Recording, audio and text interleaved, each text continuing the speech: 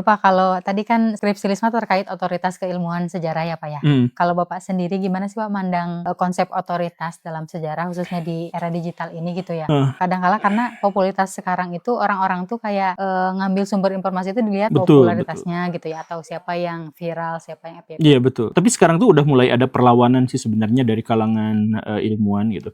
Cuman prinsipnya memang sekarang itu orang-orang tuh lebih sering melihat siapa yang viral daripada siapa yang ahli. Betul. Saya juga sudah berdiskusi dengan beberapa orang, termasuk saya tuh pernah marah sama Pak Gita Wirjawan. Saya tuh marah sama beliau tuh, Pak Gita, Anda tuh kan pinter, Anda tuh pakar. Kenapa ngomong tuh pakai bahasa Inggris di kanal Bapak tuh gitu. Bertemu dengan orang-orang, ya saya kan sebenarnya nggak peduli viewers, yang penting saya bisa menyampaikan. Bukan gitu Pak. yang harus Bapak sampaikan itu adalah sesuatu yang penting dan harus disampaikan kepada masyarakat, bukan untuk kepuasan Bapak aja, tapi ini adalah untuk masyarakat. Jadi maksudnya masyarakat tuh sekarang banyak yang justru terkecoh sama informasi-informasi yang nggak benar, yang dari luar. Bapak dan pakar-pakar yang selevel dengan Bapak justru malah hidup di Menara Gading, hidup sebagai elitis di atas, mau dilihat mau enggak apa-apa, nggak peduli juga. Ya bukan gitu Pak. Jadi sekarang itu kita harus memisahkan sejarah itu dalam dua hal. Keahlian dalam mencari dan menemukan informasi, keahlian dalam mengolah dan menguji informasi. Kita pisahkan dua hal itu. Jadi sejarawan di masa lampau itu adalah orang yang mengetahui fenomena, peristiwa, dan kejadian-kejadian di masa lalu melalui bukti-bukti dan jejak-jejak yang sudah diketahui. Dan yang satu lagi adalah kemampuan dalam menganalisis dan memverifikasi informasi itu tuh benar atau tidak, konteksnya tuh bagaimana, dan bagaimana ia diceritakan. Nah, dua unsur itu. Di dunia digital sekarang, pengetahuan tentang sejarah itu udah diobral. Siapapun bisa tahu. Sekarang saya tuh bisa nyari informasi yang tidak diketahui oleh guru paling pinter, guru sejarah saya yang paling pinter gitu. Saya tuh bisa nyari, sok dia cari apa yang tidak dia ketahui, misalkan bahwa misal siapa istri dari Alexander Agung, mungkin dia nggak tahu gitu. Tapi saya klik di Google atau di ChatGPT itu saya tuh mungkin lebih potensi untuk mendapatkannya. Jadi sekarang itu inflasi ilmu pengetahuan, bahkan ilmu pengetahuan itu tidak usah kita cari, mereka tuh datang sendiri. Betul, di dunia digital itu. Nah, pada bagian itu, kepakaran itu nggak penting. Karena semua orang tuh bisa tahu. Nah, yang harus kita kuatkan itu adalah kemampuan untuk memverifikasi sumber, kemampuan untuk menganalisis konteks, kemampuan untuk memahami realita zaman, nafas zaman pada waktu itu. Nah, inilah yang tidak diajarkan oleh YouTube, oleh Google, oleh ChatGPT. Mereka tuh nggak sampai ke sini. Jadi misalkan bagaimana cara mengetahui, atau misalkan Nabi Muhammad istrinya banyak dan beberapa diantaranya di bawah umur. Nah, itu pengetahuan lumrah, tapi bagaimana memahamkan itu dalam konteksnya, itu nggak ada di ChatGPT. Kita tuh harus kita tuh akan bertanya pada sejarawan bagaimana memvalidasi ini, benar atau salahnya, akurat atau tidaknya, sumber-sumbernya bagaimana, itu verifikasi, kemudian menganalisis kalau sumbernya semuanya benar, usianya semuanya benar, faktanya semuanya benar, lalu kenapa Nabi melakukan hal yang seperti itu? Nah, itu ada konteks sejarahnya gitu. Nah, ini tidak diajarkan. Nah, pada bagian inilah kepakaran itu menjadi sangat penting. Jadi kita tuh sekarang masih sangat-sangat membutuhkan pakar-pakar, betapapun kita begitu mudahnya mendapatkan informasi dari media. Begitu, Teh. Bapak, kalau dari Bapak sendiri kan pasti respon masyarakat publik itu kan beda-beda ya terhadap konten yang Bapak buat. Gimana sih Bapak menanggapi kritik dari entah itu sejarawan formal atau mungkin publik, masyarakat biasa terhadap misalkan meragukan atau metodologi atau interpretasi sejarah yang Bapak buat gitu di konten-konten Bapak? Ya sebenarnya wajar sih kalau memang banyak yang itu ya, dan ini adalah bagian dari dinamika gitu. Betul. Karena konten kreator sendiri tuh yang tadi disebut itu ya, masih menghegemoni benak pikiran orang. Jadi kalau ada orang yang ngomong tentang ilmu, tentang sejarah di YouTube, itu tuh disebutnya YouTuber gitu. Disebutnya konten kreator gitu. Bahkan seorang gubernur pun disebutnya gubernur konten gitu. Karena masyarakat kita itu adalah masyarakat yang belum paham tentang perkembangan zaman yang sekarang itu sudah berkembang pesat gitu. Jadi orang-orang yang siapapun yang konten, apapun isinya, tetap dia disebut sebagai konten kreator gitu. Dan karena itulah maka banyak orang yang meragukan, skeptis kalau misalkan yang mengatakannya itu adalah konten kreator. Itu bagus, yang skeptis itu kan bagus. Ya tapi mari kita uji dalam studi akademis. Dan kemudian ayo kita diskusikan. Makanya saya tuh biasanya kalau ada yang kontra sama saya tuh didatengin. Kita diskusi, kita ngobrol gitu ya. Makanya saya tuh sering collab dulu tuh dengan orang-orang. Jadi ya nanti benar dan salahnya ya nggak apa-apa. Bahkan ketika salah seorang di antara kita salah juga, ya nggak apa-apa juga. Jadi maksudnya manusia itu tidak dibebani untuk selalu benar. Manusia itu dibebani untuk bertanggung jawab atas apa yang dia lakukan gitu. Jadi dia tuh nggak apa-apa kalau salah. Tapi dia tuh harus bertanggung jawab kalau dia salah. Kan gitu. Namanya juga manusia tuh gak bisa lepas dari kesalahan. Dia harus menghindari kesalahannya itu. Jadi pertanggungjawabannya itu adalah di situ. Kalau misalkan kita cari sepenuhnya benar, bahkan tidak ada seorang pun sejarawan yang pernah sepakat untuk semua hal. Gitu. Kan begitu ya. Kita mengetahui di Indonesia itu banyak tokoh sejarah gitu misalkan.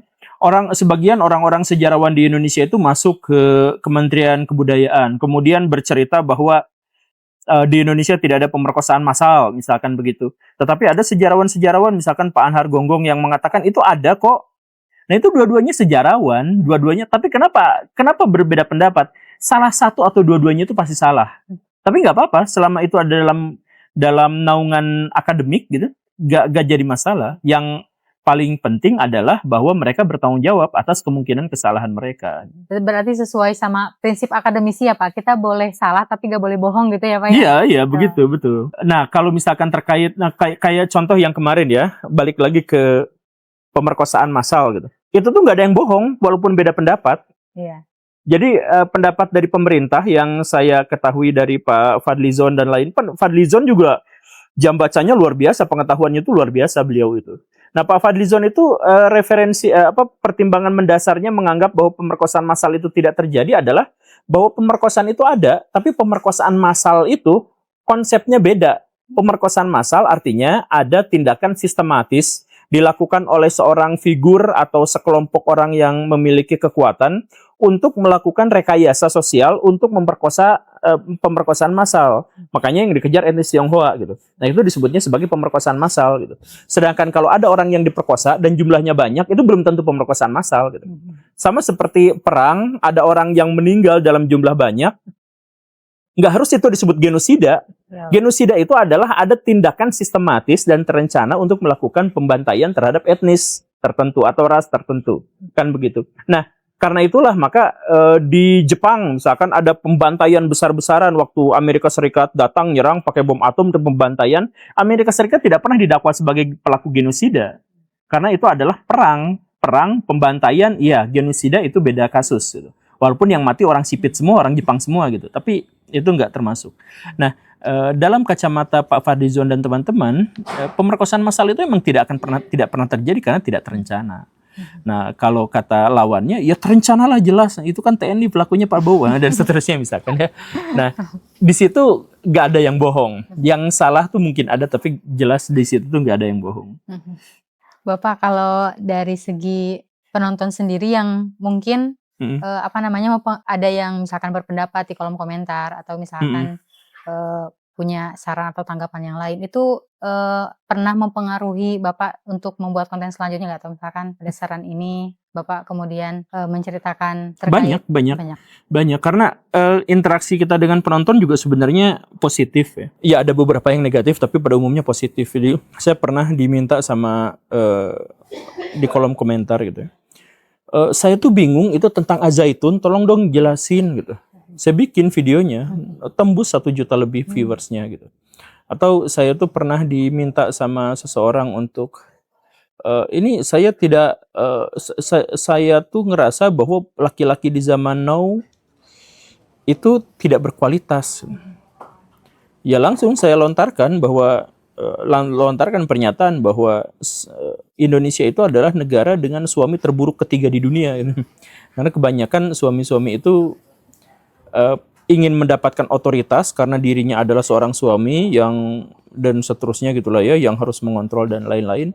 Tapi pas bagian mencari nafkah ya harus semampunya laki-laki aja, perempuan jangan nuntut, perempuan tuh harus mau diajak susah dulu dan sebagainya gitu. Kan saya kritik keras itu gitu. Jadi pengen punya otoritas, tapi kalau soal tanggung jawab dan wewenang, ayo bagi-bagi aja, toleransi aja gitu. Nah, itu juga berasal dari, konten itu tuh berasal dari requestan di kolom komentar gitu. Jadi banyak sekali sebenarnya requestan itu tuh. Itu dalam segi topik pembahasan mungkin ya Pak. Kalau misalkan dari segi gaya penyampaian, atau misalkan dari segi pembuatan konten sendiri, misalkan ada tanggapan dari penontonnya supaya Pak kalau bisa konten-kontennya misalkan judulnya nggak provokatif, bisa gak Pak? Misalkan gitu ada gak Pak? Banyak, itu juga banyak gitu. Dan itu juga jadi bahan pertimbangan sih. Jadi bahan pertimbangan, cuman pertimbangan itu tuh kalau misalkan dia terkait dengan hal-hal yang teknis seperti itu, saya tuh lebih prioritas statistik gitu. Jadi maksudnya ada 10 orang yang komen seperti ini gitu. Tapi ketika saya turutin, viewers jeblok gitu. Itu tuh sering kejadian seperti itu. Artinya sebenarnya statistik harus lebih kita hargai daripada pernyataan 1-2 orang yang mengajukan pernyataan kasuistik gitu. Saya misalkan Pak bahas alien lagi gitu. Misalkan ya, saya tuh pengen bahas alien lagi. Tapi YouTube tuh sekarang udah tidak mengizinkan saya untuk itu. Jadi tidak direkomendasikan video saya kalau saya bahas itu lagi gitu. Okay. Ada batasan-batasan tertentu ya Pak ya dari YouTube-nya? Iya, maksudnya YouTube tuh sekarang tuh kan lagi bersaing dengan TikTok gitu. Jadi mereka juga pengen laku gitu. Jadi mereka tuh hanya akan merekomendasikan konten-konten kreator yang bikin mereka tuh ditonton gitu. Oh iya. Iya, sekejam itulah media sosial sekarang tuh. Insya Allah. Ini mungkin jadi pertanyaan terakhir ya Pak. Bagaimana dari Bapak sendiri melihat perkembangan penyampaian sejarah gitu di masa depan, mungkin ke depan kan sekarang era digital sangat masif sekali. Seperti apa Pak? Jadi anak-anak zaman sekarang itu tidak mempan dengan cerita-cerita guru yang mengajar konvensional di depan kelas gitu. Jadi anak-anak sekarang tuh pengen pesan-pesan itu tuh pendek, praktis, dan audiovisual. Karena sekarang itu inflasi ilmu pengetahuan. Jadi terlalu banyak pengetahuan yang sampai bikin kita pun tidak bisa menikmati ilmu itu. Dulu tuh pas saya kuliah tuh nemu di internet fakta tentang saya tuh euforia banget gitu. Ternyata baru tahu gitu. Seneng dapet ilmu pengetahuan baru tuh. Tapi sekarang tuh orang nggak bisa seneng kayak gitu tuh karena terlalu banyak informasi-informasi baru tuh. Nah, karena itu maka ketika ada guru sejarah, ada orang-orang yang ingin menyampaikan sejarah tapi dengan gaya lama, bahasa lama, itu nggak akan relevan untuk zaman berikutnya gitu. Kita tuh harus bisa beradaptasi bagaimana caranya agar anak-anak kita masih terkoneksi dengan masa lalunya, terkoneksi dengan identitasnya, tetapi mereka juga terlayani dalam hal penyampaiannya.